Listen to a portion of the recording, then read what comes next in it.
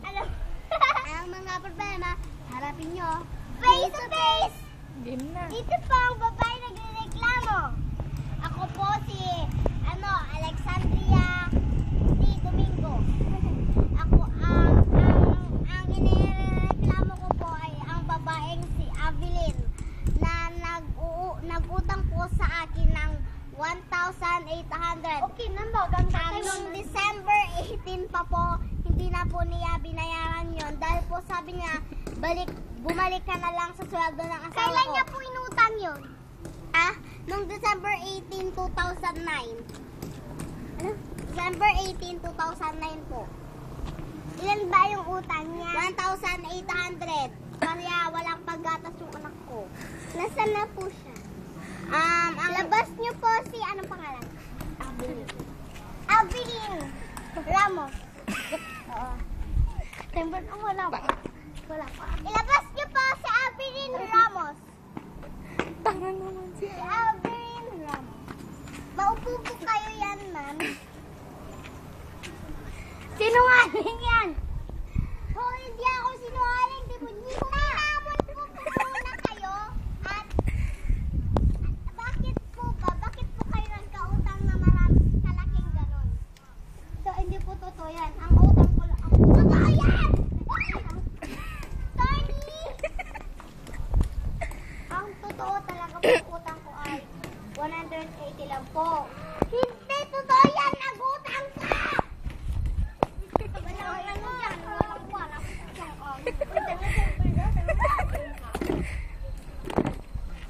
Ang bakit na! Hindi po totoo yan. Tsaka kami. At saka may anak rin ho ako. Sino anak mo? Ang pangalan ng anak mo! Ilan ang anak mo? Namatay na. Ha? Namatay na ho. Alay. Saka, hindi po nung... Dami umitang! Ang bogal ka! Ang bagal! Wala kang iya! Hindi po totoo yan. Wala kang iya! Po. Pati pamasahe ko, kukwatro! Hindi po totoo Ay, yan. said! Sir. Kulang ng kwatro! Visit ka, wala akong pera! Hindi po totoo yun. Diyan kami. Ang totoo pong utang ko sa kanya, 180 lang. Sinungaling ka! Sinungaling ka! Sinungaling ka! Wala ka! Sinungaling Ay, pas mo na! Tumigil mo na to kaya! Kasi po yan, naiinis lang po kasi, naiinis lang po kasi po siya sa kami. Kasi yung kwan ko po, yung mister ko, marami po sinisweldo pero binibigay ko sa anak niya yung gano'n, sinasabi niya 1,080. Wala kang binibigay! Wala kang binibigay sa anak ko! Wala ka! Kaya kay bibigay sa anak mo tama ka pala baby pa lang yun Ba't mo nga binibigay sa anak ko sa nabi mo?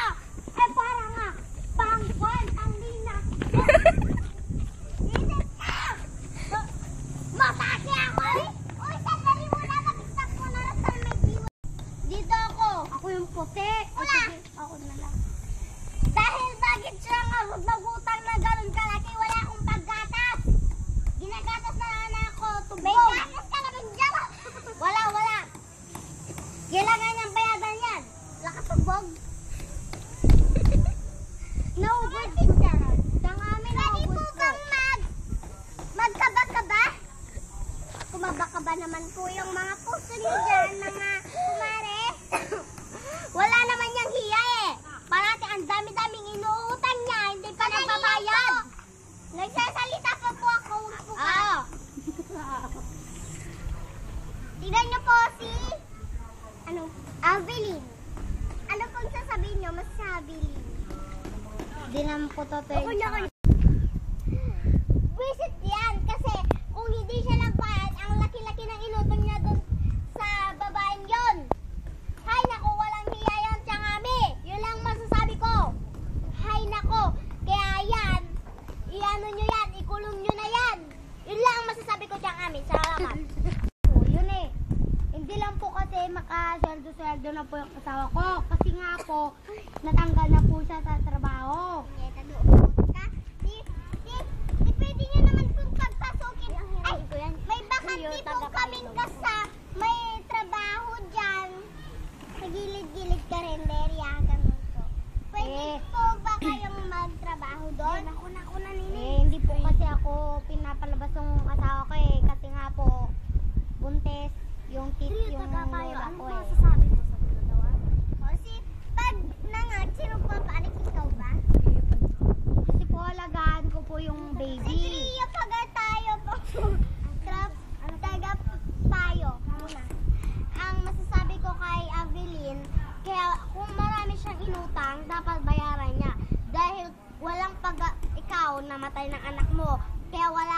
ipapagata sa kanya.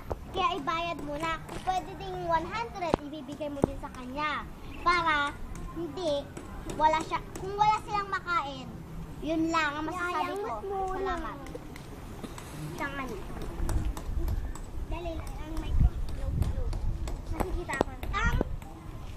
Ikaw, ano talaga masasabi mo para kay